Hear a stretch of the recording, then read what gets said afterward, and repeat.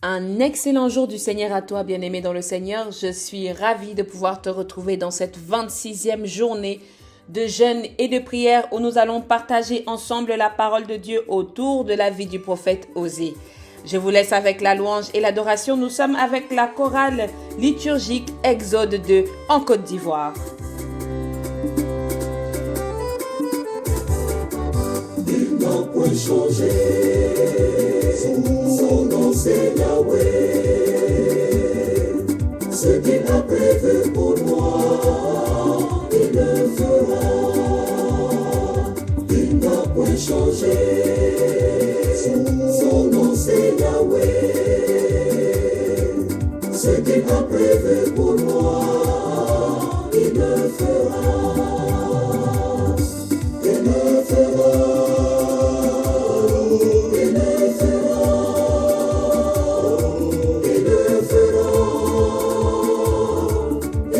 Changer au bout, ce qu'il a prévu pour moi, il le fera, il le fera, il le fera, il le fera. Il n'a pas changé au bout, ce qu'il a prévu pour moi, il le fera. Ne t'inquiète pas, mon Dieu est fidèle. Il ne faillit pas ce qu'il a promis. Il le fera. Ce que sa bouche a dit, ça me l'accomplit. Garde le silence, sois persévérant. Il le fera. Est-ce qu'il y a quelqu'un pour chanter avec nous? Il n'a point changé. Il n'a point changé. Son nom c'est Yahweh. Ce qu'il a prévu pour moi, il le fera. Il n'a point changé. Il n'a point changé. Il le fera. Son nom c'est Yahweh. Ce qu'il a prévu pour moi, il le fera. Assurément. Il le fera. Assurément. Il le fera. Assurément. Il le fera. Il n'a point changé.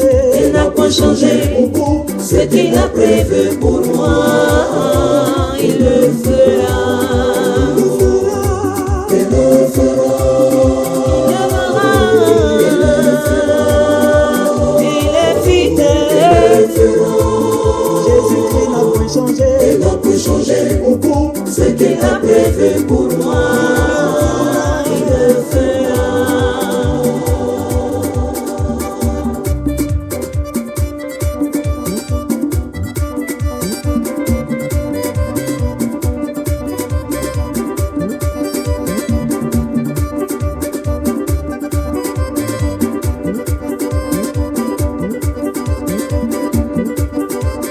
Il le fera.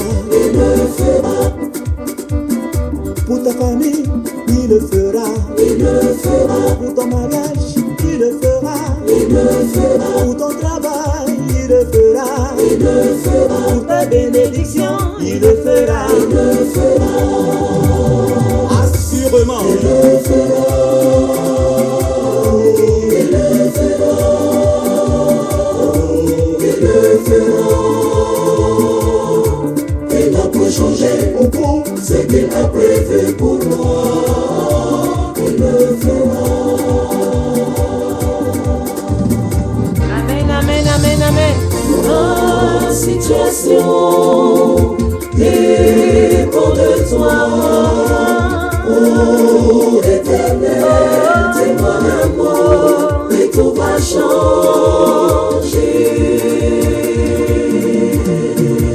ma délivrance dépend de toi. Oh éternel, témoin d'amour, et tout va changer. Eh ben, Ma guérison dépend de toi, Seigneur. Oh éternel, témoin d'amour, et tout va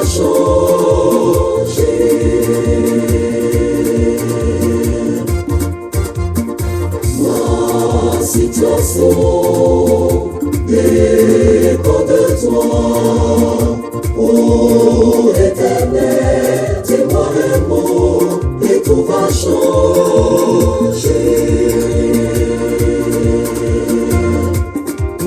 Tout va. Oh yeah.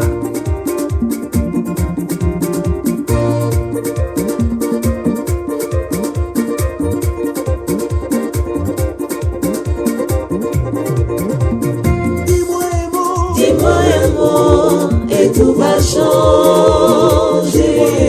Dis-moi un mot et tout va changer. Dis-moi un mot et tout va changer. Dis-moi un mot, Yahweh, et tout va changer.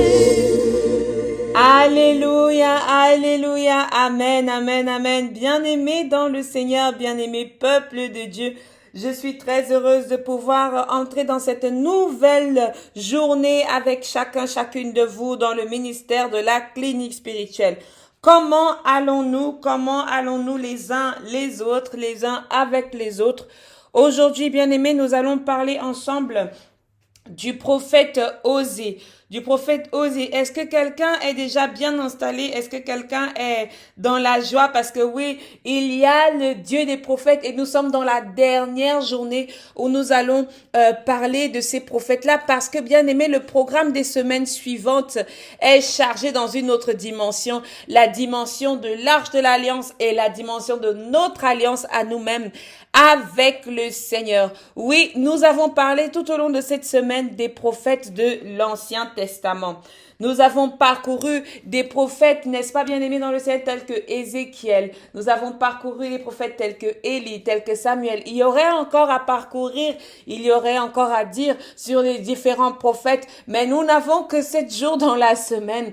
Et pendant ces 7 jours, je pense que les prophètes qui nous ont été inspirés de vous communiquer sont aussi des prophètes qui sont importants, bien aimés, dans l'Ancien Testament et dans l'histoire biblique, dans notre religion chrétienne. Alléluia. Chaque prophète a son importance, grand comme petit prophète. On me dit souvent les prophètes majeurs et les prophètes mineurs. Mais ici, nous allons justement parler d'un de ces prophètes qui est considéré comme un prophète mineur, qui a aussi porté un message à Israël que nous sommes.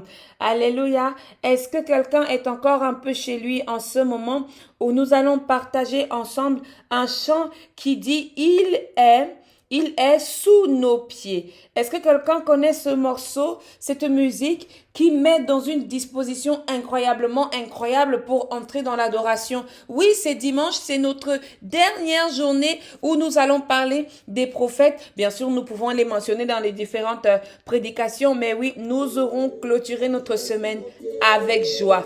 Vous êtes avec moi? Moi, je suis avec vous. Alléluia. Et après cela, nous allons entrer dans la prière d'invocation de l'Esprit Saint de Dieu.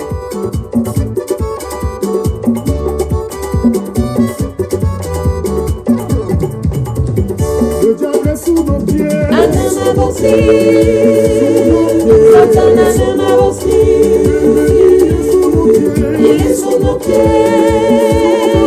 Le diable est sous nos pieds.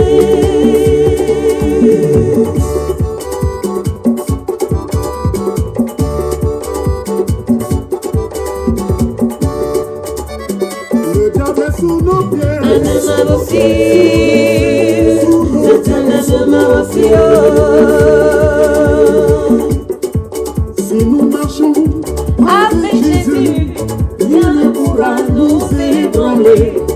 L'ennemi rôdera autour de nous, jamais il ne nous atteindra. Il faut chanter sous nos pieds. Alléluia, alléluia, alléluia. sous nos pieds. Si nous avons l'Esprit de Dieu, il ne pourra nous ébranler. L'ennemi rôdera autour de nous, jamais il ne nous atteindra. Il est sous nos pieds. Il est sous nos pieds.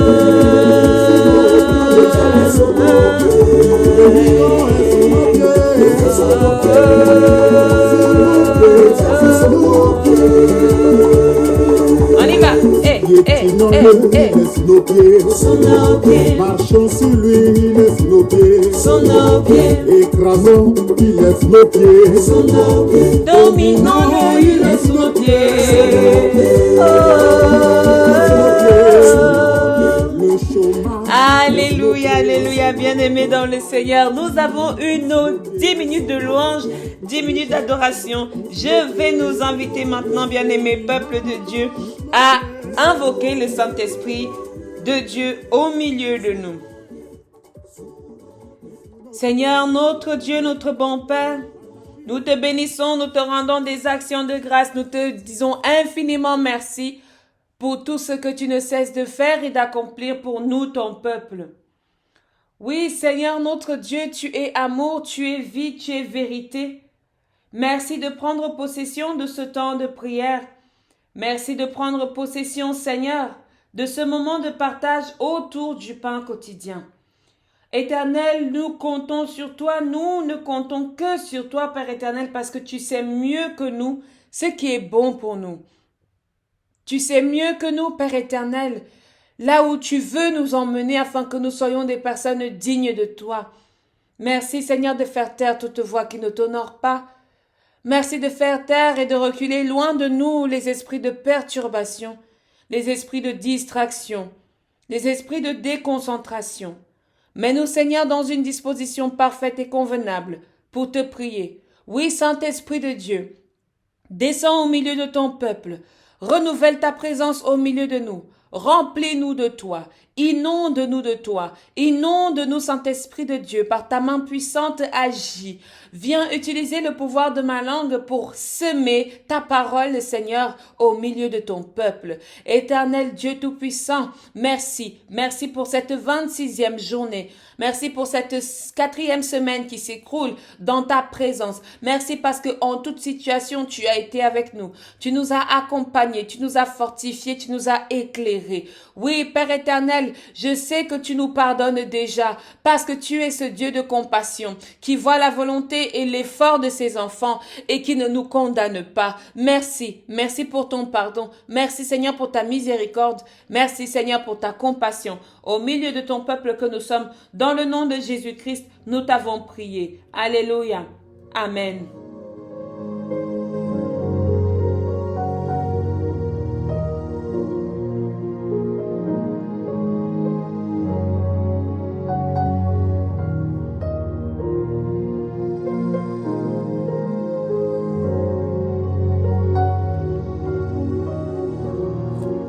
Bien-aimés dans le Seigneur,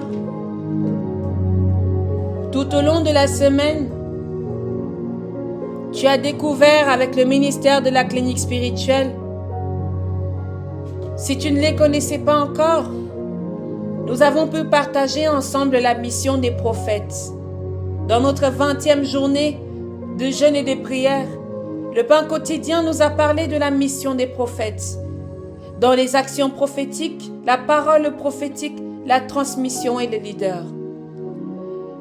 Nous avons également parlé du prophète Ézéchiel, de son appel, parcouru aussi la vie du prophète Élie, de son appel, de Jérémie, de son appel, de Ésaïe, de son appel également.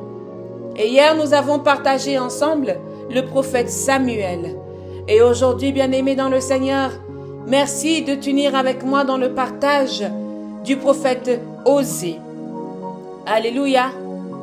Éternel qui agit en tout temps, Éternel qui œuvre au-delà des frontières, Éternel qui est puissant, puissant dans ta vie, puissant dans nos vies. C'est ce même Éternel avec lequel les prophètes ont cheminé. C'est ce même Éternel avec lequel les prophètes ont travaillé.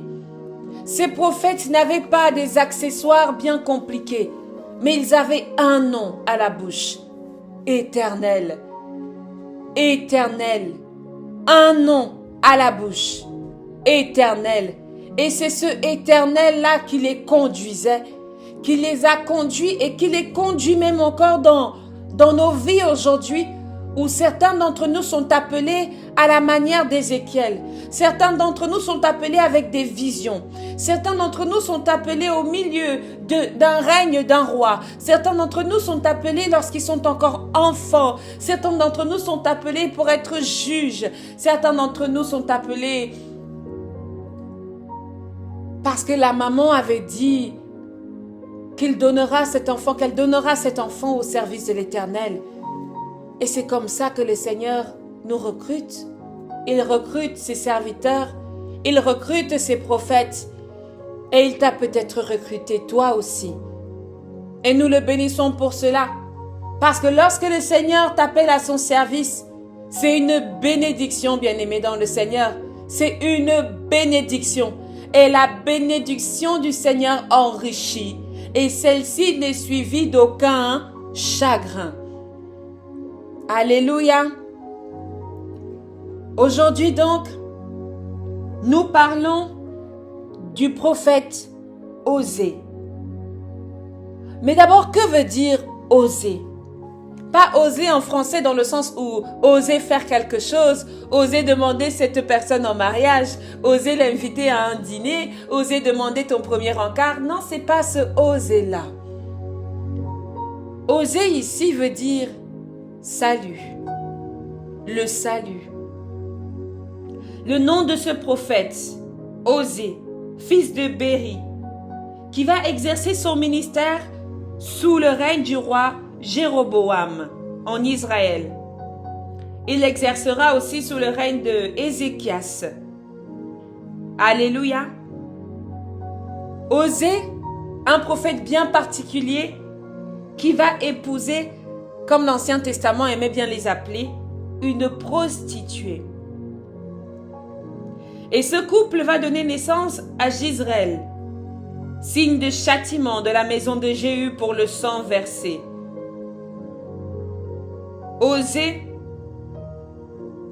décrit dans ses premiers chapitres la situation d'Israël et sa signification spirituelle. Osée comprend et présente de manière originale une relation entre Dieu et son peuple. Et cette relation, c'est l'image d'un père et de son fils. Et pour entrer, bien-aimés dans le Seigneur, dans ce parcours-là, je nous invite à lire ensemble d'abord Osée chapitre 11, du verset 1 à 4. Osée chapitre 11, du verset 1 à 4. Je lis dans la version de Louis II, au nom du Père, du Fils et du Saint-Esprit. Quand Israël était jeune, je l'aimais et je l'appelais mon fils, hors d'Égypte. Mais ils se sont éloignés de ceux qui les appelaient. Ils ont sacrifié au Baal et offert de l'encens aux idoles. C'est moi qui guidais le pas d'Éphraïm, le soutenant par ses bras, et ils n'ont pas vu que je les guérissais. Je les tirais avec des liens d'humanité, avec des cordages d'amour. Je fus pour eux comme celui qui aurait relâché le joug près de leur bouche, et je leur présentais de la nourriture. Ils ne retourneront pas au pays d'Égypte, mais l'Assyrien sera leur roi, parce qu'ils ont refusé de revenir à moi. Le message que nous pouvons ensemble retenir aujourd'hui, bien-aimés, dans cette relation d'abord paternelle, père-fils, comme nous venons de lire, dans ce passage biblique, l'Éternel Dieu est en train de reprocher, tout comme toi et moi nous pouvons reprocher à nos enfants, ou nos parents peuvent nous reprocher un éloignement, une distance que nous avons entrepris avec eux. Peut-être ton grand-père ou ta grand-mère t'a déjà dit « Oui, tu m'as refusé, tu ne viens plus vers moi, tu ne me rends plus visite. » C'est de cette même façon que ici l'Éternel parle en Osée pour son peuple que nous sommes. Nous avons pour habitude, nous les êtres humains, les hommes faits de chair, et parfois nous qui croyons même en Dieu, nous avons pour habitude de rejeter là où on nous fait du bien. Nous avons pour habitude de rejeter, de nous éloigner de là où on nous fait du bien. Pour nous approcher de là où on nous brutalise, de là où nos cœurs font mal, de là où nous pleurons. Et c'est de cette même manière que nous rejetons aussi l'Éternel. L'Éternel nous a fait sortir du pays d'Égypte et on n'est pas sorti n'importe comment. Pharaon a encaissé des plaies sur des plaies pour que Pharaon comprenne que l'Éternel est Dieu. Dieu agit avec nous, c'est-à-dire comme s'il était comme un homme. Il joue à ce jeu avec nous pour que nous comprenions sa hauteur et sa puissance. À ce moment, lorsque l'Éternel est en train de nous parler dans le livre de Osée, dans ce chapitre 11, il nous représente ici, ou il nous présente ici, une certaine ingratitude que nous-mêmes nous avons. Nous avons envers les autres, nous avons envers les ministères et nous avons également envers Dieu lui-même. C'est-à-dire que ton père et ta mère peuvent te donner tout l'argent dont tu as besoin, mais tu arrives quand même à dire qu'ils ne t'ont rien donné. Tes enfants peuvent te donner tout l'amour dont tu as besoin, mais tu arrives quand même à dire qu'ils ne t'ont rien donné. L'ingratitude, c'est ce sur quoi le prophète veut mettre son doigt aujourd'hui pour nous parler. L'ingratitude nous empêche d'entrer pleinement dans notre relation avec Dieu. L'ingratitude, le manque de reconnaissance, le déni, le rejet nous empêche d'entrer pleinement dans notre relation avec Dieu. Nous avons dit tout à l'heure dans l'introduction que le prophète Osée va présenter la chose de Dieu, ici le message de Dieu envers Israël comme un père et son fils. C'est-à-dire que souvent donc les paroles que Dieu va prononcer, c'est des paroles qui veulent inviter ses enfants à la repentance, à la reconnaissance, à l'amour, à la paix et à une conversion nouvelle. Arrêtez de donner des sacrifices au Dieu de Baal et commencez à les donner, bien-aimés dans le Seigneur, là où il faut les donner. Qui sont les dieux de Baal que toi et moi nous voyons tous les jours, mais que nous ne fuyons pas? Les dieux de Baal sont tout autour de nous. Dieu de bois, Dieu de fer, Dieu de cailloux, statuettes, épices, enchantements, marabouts. À tout cela, nous offrons des sacrifices. Argent, à tout cela, nous offrons des sacrifices. Pour faire vivre dans nos vies des choses qui meurent aussitôt que nous les avons. Parce qu'elles ne nous viennent pas du véritable Dieu. Elles nous viennent de Baal.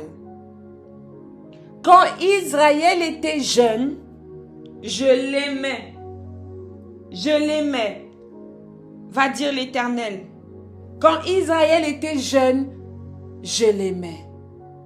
Parce que lorsque tu es jeune, lorsque tu viens de naître, lorsque tu viens d'arriver, tu es encore innocent.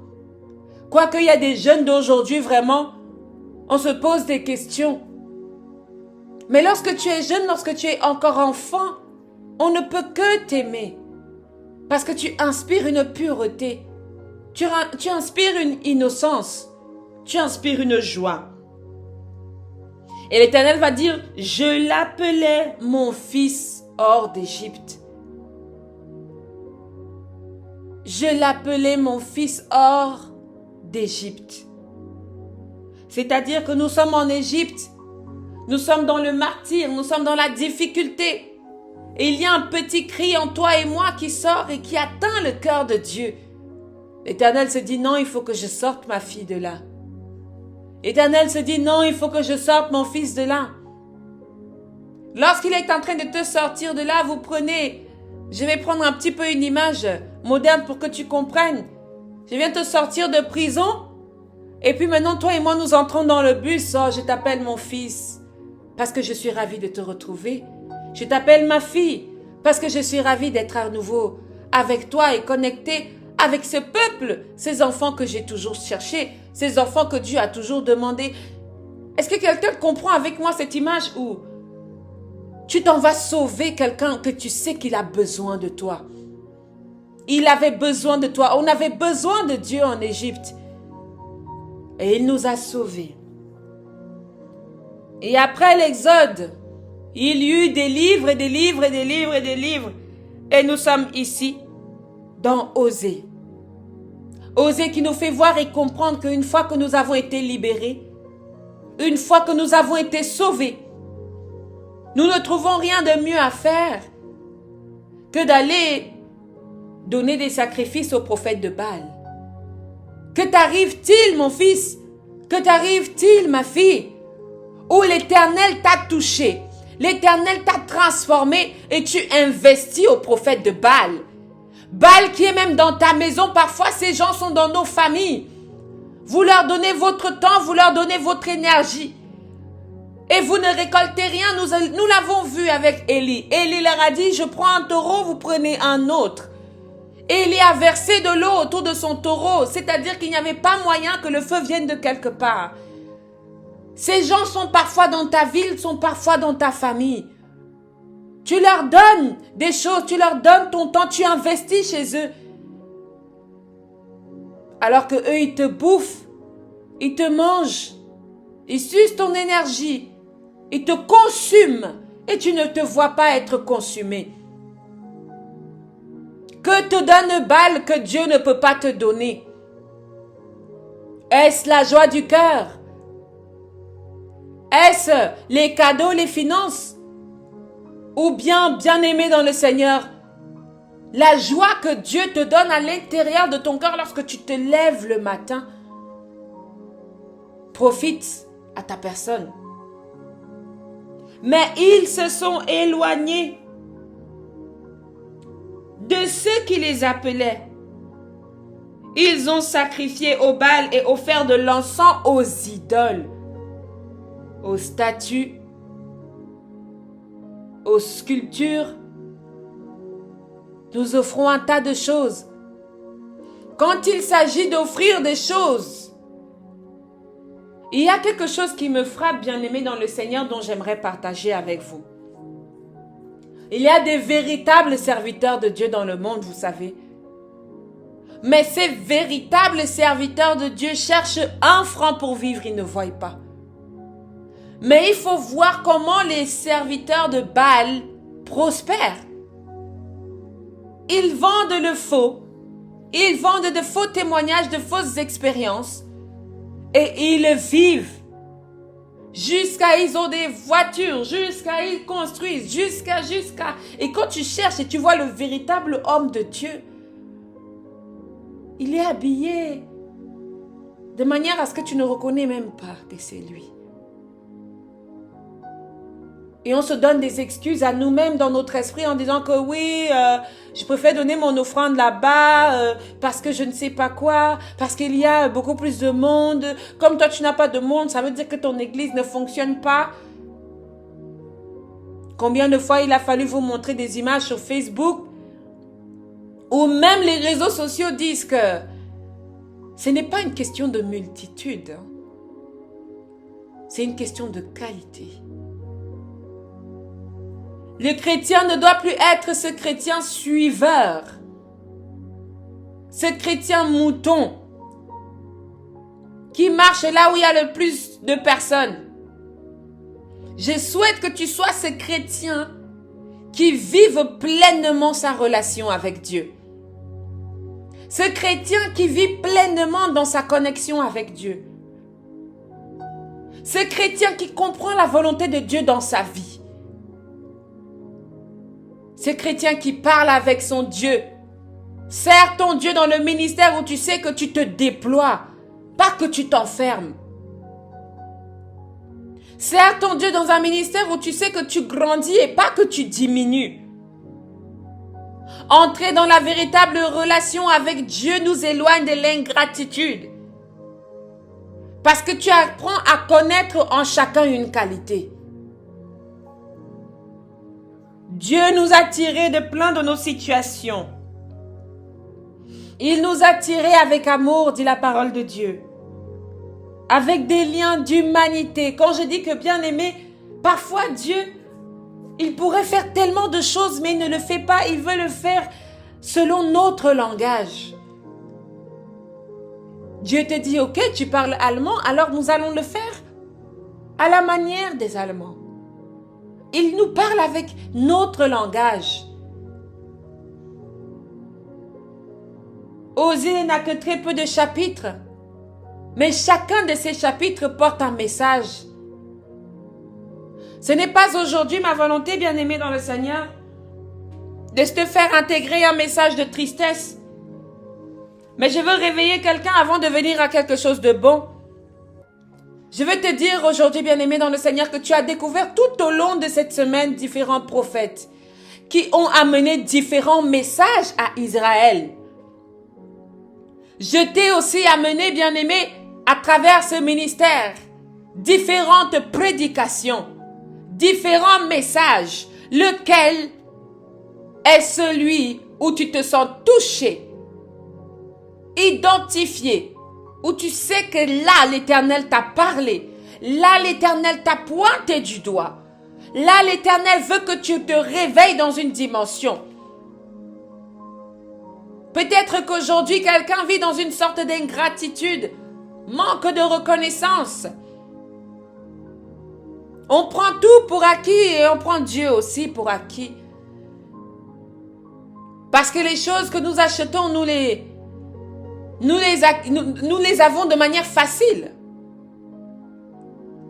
Il te suffit de sortir ton billet et tu payes.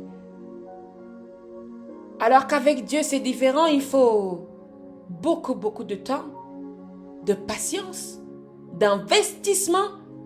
Comme dans ta propre relation, je vous dis toujours que une relation avec Dieu, c'est comme être avec votre partenaire. Parce que ça va être ça, votre alliance. Ça va être ça, votre contrat. C'est ce que vous apportez à votre partenaire et votre partenaire vous apporte aussi quelque chose. Alléluia.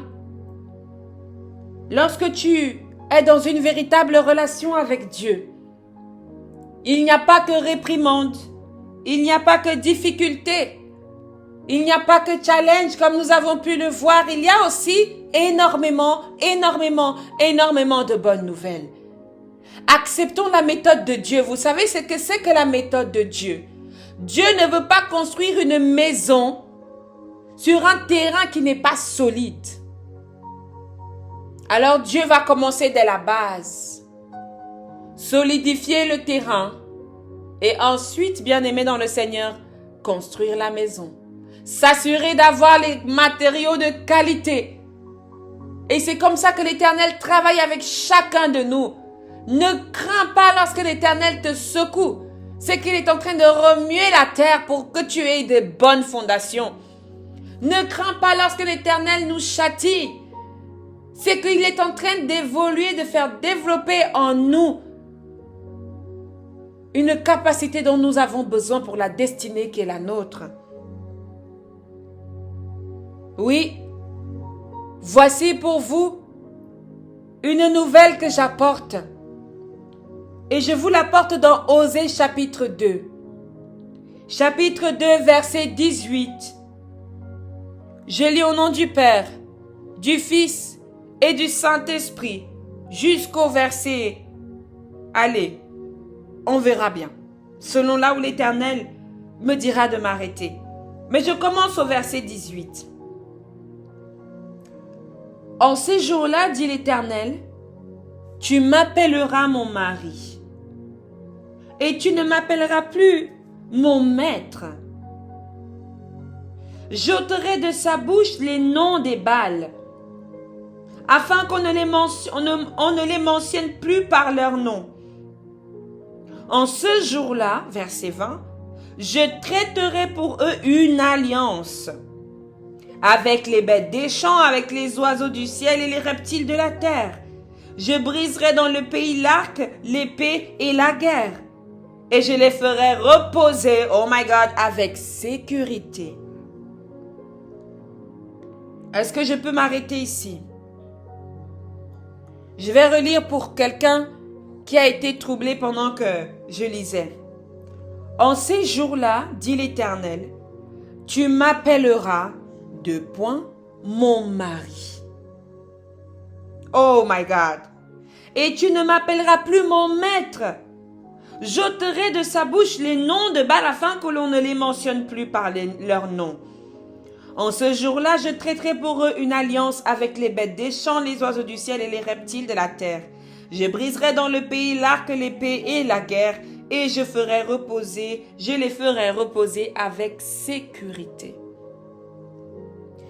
Est-ce que ça peut tomber sur quelqu'un aujourd'hui? Est-ce que quelqu'un peut dire « je reçois aujourd'hui » ?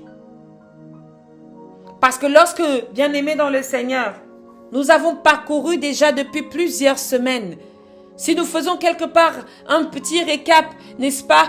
Nous avons parlé, bien-aimés, de la création tout au long de la semaine où Dieu a établi chaque chose à sa place. Dieu a commencé par séparer. Dès qu'il a fini de séparer, il a permis à chaque chose de fonctionner pleinement sur cette place. Et à chaque élément que Dieu séparait et qui lui donnait sa fonction, il disait que cela était bon.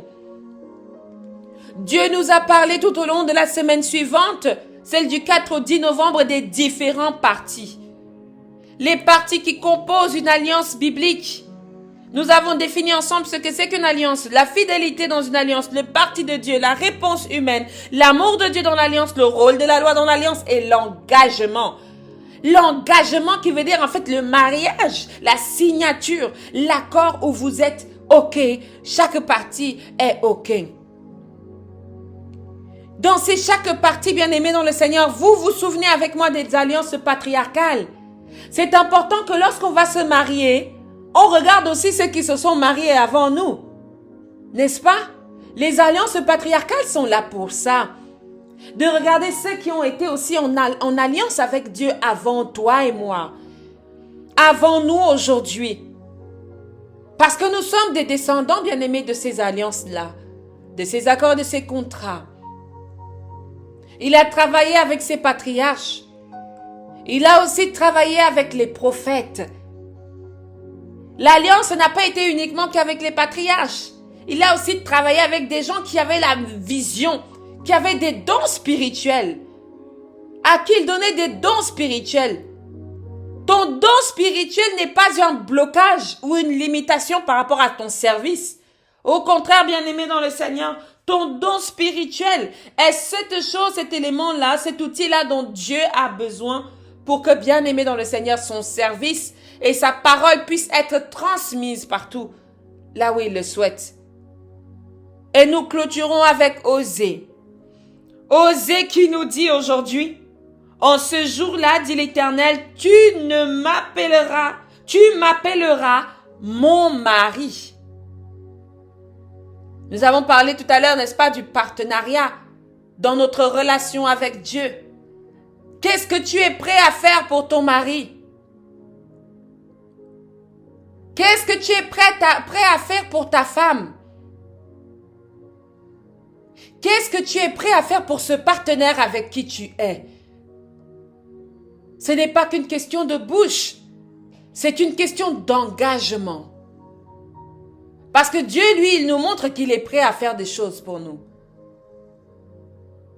Et c'est aussi très bon que l'Éternel clôture cette semaine avec cette parole de Osée. Tu ne m'appelleras plus mon maître. Nous ne sommes plus, c'est-à-dire dans cette relation de maître et de serviteur. Comme Jésus aussi va le dire à ses disciples. Et c'est là où il fait de nous des héritiers. C'est ton partenaire. Celui avec lequel, bien-aimé dans le Seigneur, tu dois négocier des choses. Celui avec lequel, bien-aimé dans le Seigneur, tu dois pouvoir parler pour défendre la race humaine. Celui que tu utilises, bien-aimé dans le Seigneur, ce langage que tu utilises pour dire à ton père, ne tue pas, comme Moïse l'a fait pour Sodome et Gomorrhe. Si nous trouvons, Seigneur, un seul juste, est-ce que tu peux laisser vivre? Un seul. Dans ta relation avec Dieu, bien-aimé, et dans cette alliance que tu conclus pendant ces 40 jours avec ton Dieu, j'aimerais que tu aies un véritable engagement qui dit à Dieu, Seigneur, je m'engage de te faire ci ou ça. Je m'engage de te servir. Je m'engage dans cette relation avec toi. Quelles sont les raisons pour lesquelles tu t'engages? Est-ce que tu seras comme ceux qu'on a sauvés? On a fini de les sauver, on a fini de blanchir, on a fini de laver, on a fini de coiffer. Et aujourd'hui, vous passez ensemble sur le même trottoir et il ne te reconnaît pas. Et il y a même ceux-là qu'on sauve et qui font des coups d'État, qui veulent renverser maintenant cette femme qui t'a prise dans sa maison en tant que ménagère. Elle t'a soutenu, accompagné. Et aujourd'hui, tu lui voles son époux. Tu as pris son époux. Toi, tu as pris aussi son épouse. À cause de l'ingratitude qui nous éloigne de la face de Dieu, qui nous éloigne de la main de Dieu et qui nous empêche, bien-aimés dans le Seigneur, de vivre pleinement notre relation avec Dieu. Oui, Dieu va traiter pour nous une alliance avec tout ce qui nous entoure, avec tous les animaux de la terre, avec toutes les bêtes des champs, les oiseaux du ciel et tout ce qui se trouve sur la terre. Dieu va faire connaître au reste du monde qu'il est notre Dieu. Celui qui nous a appelés, celui qui nous a choisis. Et toi? Et toi, bien-aimé dans le Seigneur, acceptes-tu de t'engager? Que tu sois prophète, que tu sois pasteur, que tu sois évêque, que tu sois prêtre, que tu sois apôtre, que tu sois fidèle, que tu sois diacre ou ancienne d'église, que tu sois chef de chœur, que tu sois leader. Est-ce que tu acceptes de t'engager dans cette relation avec Dieu? Une relation que tu peux définir toi-même avec lui dans votre alliance. Père, je n'ai pas de père, j'ai besoin de toi pour être mon père. Je n'ai pas de frère, j'ai besoin de toi pour être mon frère. Tu dis dans ta parole que je peux t'appeler mon mari. Un mari laisse-t-il sa femme abandonnée, délaissée, oubliée? Tu dis, Père, que ta bénédiction enrichit et elle n'est suivie d'aucun chagrin. Pourquoi suis-je chagriné et dans la tristesse et le malheur? C'est ici, bien-aimé, pour toi, un temps d'intercession. J'ouvre la plage pour que tu puisses entrer dans la prière.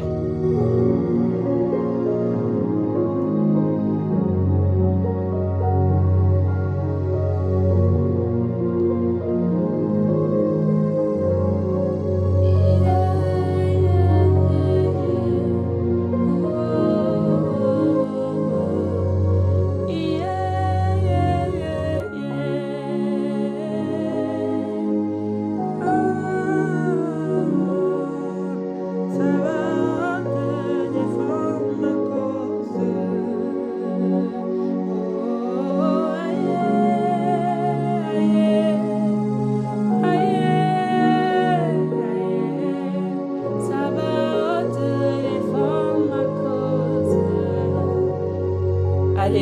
Amen, amen, amen. Prie pour ta cause, prie pour ta cause, prie pour ta cause. Et oh là là, ça va te défendre ma cause. Oh, aïe, oh, aïe, oh, aïe.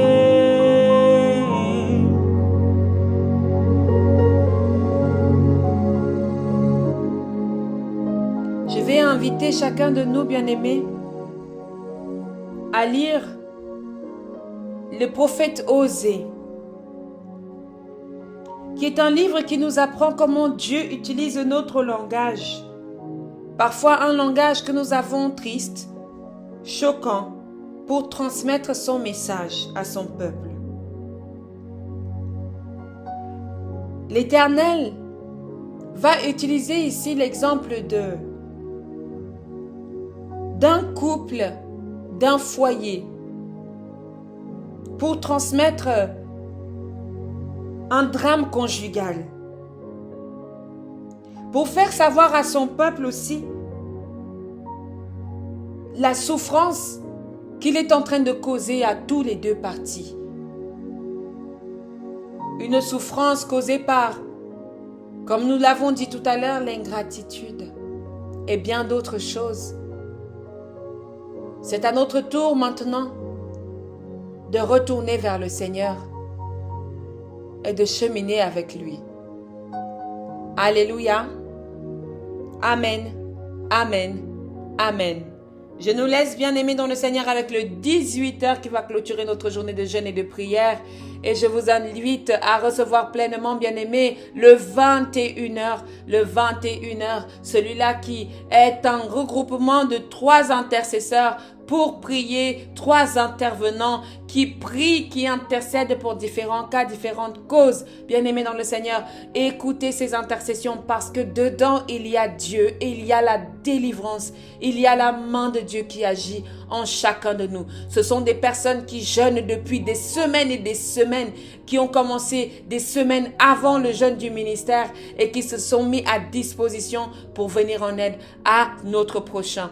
Bien-aimés dans le Seigneur, je vous dis ainsi à demain pour un nouveau pain quotidien.